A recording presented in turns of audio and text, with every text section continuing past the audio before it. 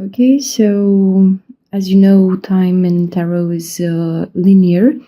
So this may be happening now. It may already happen in the past, or it may happen in the future.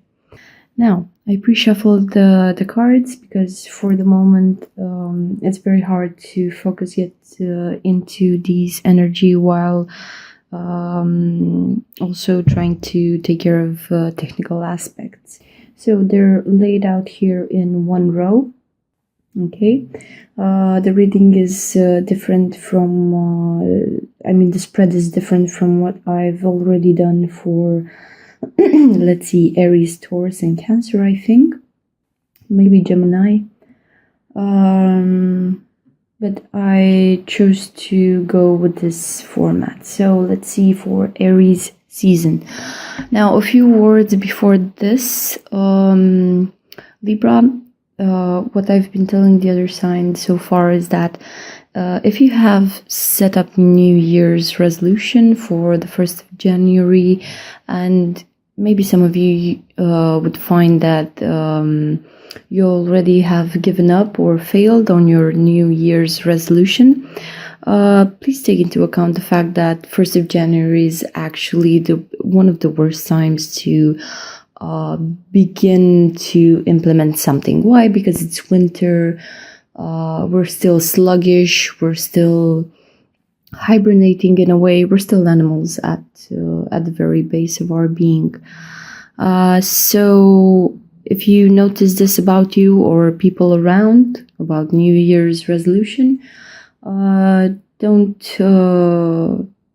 try not to be too hard on yourself. Why? Because now in Aries season, after the new moon in Aries on the 21st of March and after the spring equinox on the 24th, I think it's the most beautiful time to start and implement, new workouts, new habits, start a new project. Everything that is new Aries related will go just fine in this period with the given restrictions. If you think about the current pandemic. Okay. Pre-shuffle the cards. One row, 6 of Wands, 5 of Swords, 4 of Cups, 2 of Swords, and Ace of Pentacles. So here we have 6 of Cups. So this is like a very wise person. They have their gathering of people following them. They have here like the hawk on their shoulder. So this would be wisdom. Okay, so I think at the beginning, so I believe that at the beginning of every season, you would start given this elevated stance in a way. Okay, it also talks about, I wouldn't say some sort of a hierarchy, but this is indeed an enlightened person, and you can clearly see in the card he is somewhat elevated above the others. Okay, so what I'm thinking is that you have a couple of people around you, family, friends, colleagues, a lot of people looking up to you, and maybe they're waiting on your plan of action in regards to a certain situation, because right after 6 is like we downgress. We have 6, 5. Okay, so this would be 5 of Swords. Okay, so this would be conflict. Okay, so you have your awesome posse of people here just hanging around, and afterwards it's sort of like the situation digresses. It's the classical thing that you see in old movies, stories, and things of the sort. You have like the current affairs, you have like peace and quiet, and afterwards there you have like the conflict.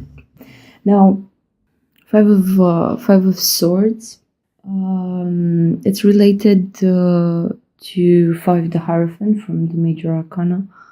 Now, this would be a clear conflict. If you think about swords, it represents the element of air, and all air signs, as you know them, this type of energy is pretty sharp, pretty snappy. Okay, it's very quick to act or quick to draw the sword. So when you get into the Five of Swords situation, there will be arguments flying back and forth, so please try to keep a level mind when you're going through this.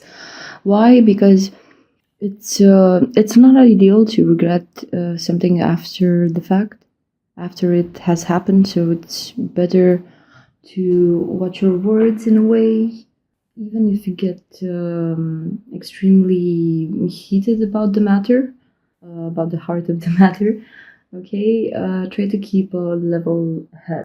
Not so easy energy here with this Five of Swords. But it's okay. Why? Because right after, I feel we're going backwards. We're kind of backtracking to solve the issue, and I've seen the same thing yesterday, if I'm not mistaken, for Virgos. And maybe you are dealing with a Virgo, or you have someone around you manifesting this energy. So we have the wisdom here. We got you all prepped. We have your people supporting you, looking up to you. And here comes this Five of Swords, like the conflict. And right after you solve it, I think you need a moment to pause, like a moment for yourself to actually integrate what has happened. Because as you can see, the first two cards would be fire and air. So these are the energies that are quick moving compared to water and earth. Water and earth are more nurturing energies. Fire and air are, I don't know, more violent, more vicious, more quick to act. Four of Cups. Okay, so you truly need to go, I don't know, go meditate, go do some yoga, go take some time for yourself, like really replenish your energy level. Like you see this fruitful belly here in the card. We're talking here about emotional balance. Okay, so whatever helps you. I will give you a very good example here, mostly for my feminine viewers. Whenever you feel out of whack, or your feminine energy is all over the place, I would really suggest you take a bath and really go all out. I mean, just go all out, whatever you have in your house. Even if you only have salt, for example, like kosher salt or coarse salt, you could take like half a kilo, drop it into a warm bubble bath and just enjoy. Just sit there, center yourself, feel into the body, take time. Okay, given that we're in quarantine for the moment, it's a great time to do some research, okay? And this is all up to you. Everything is up for grabs in a way. So if you don't like yoga, try something else, okay?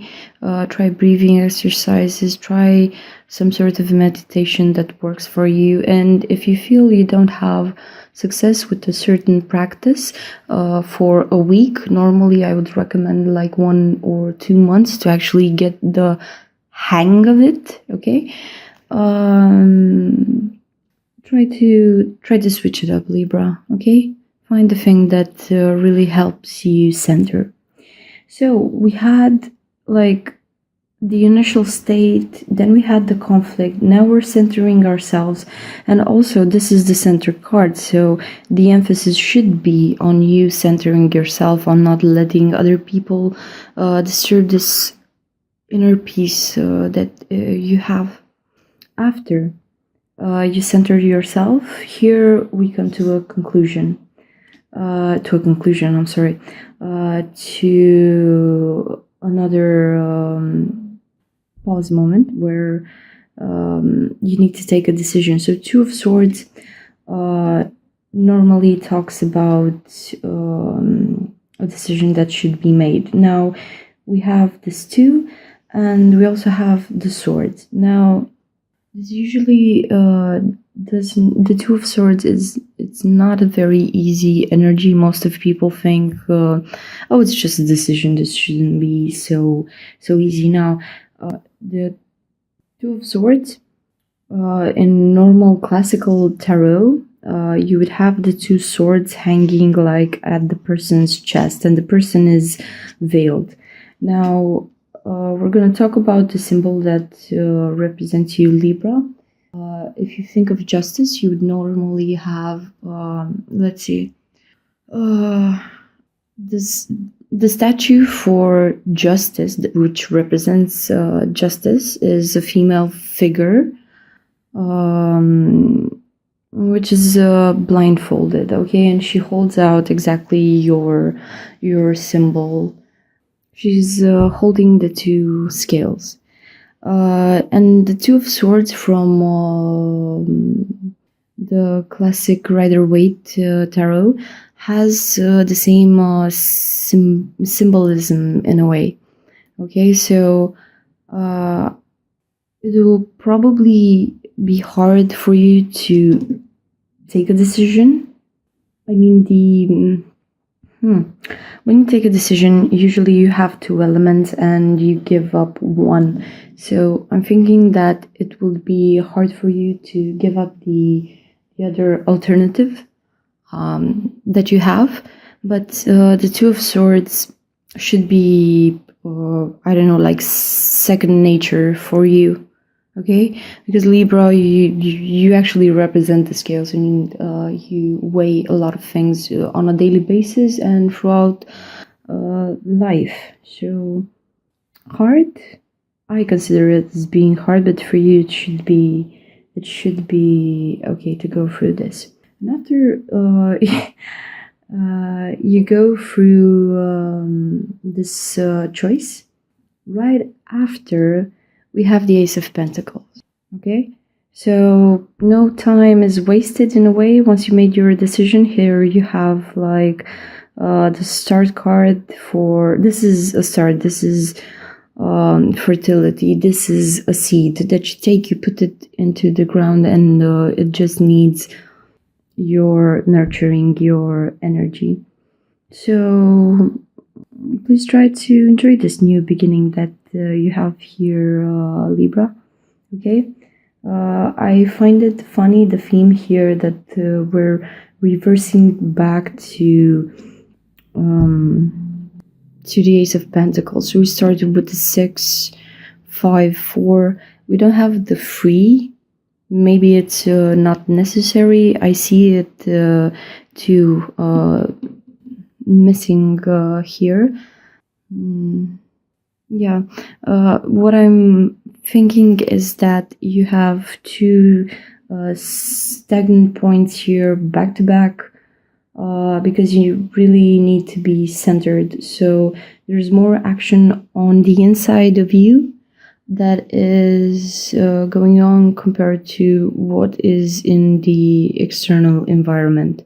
Your, how should I say, your attention will be drawn to these two moments in time. And afterwards, here you have a clean slate, and something very beautiful to start working on. Even if it's rediscovering, I don't know, your own soul. It's like with the Two of Swords here, you choose to put you first, to put your projects in the limelight.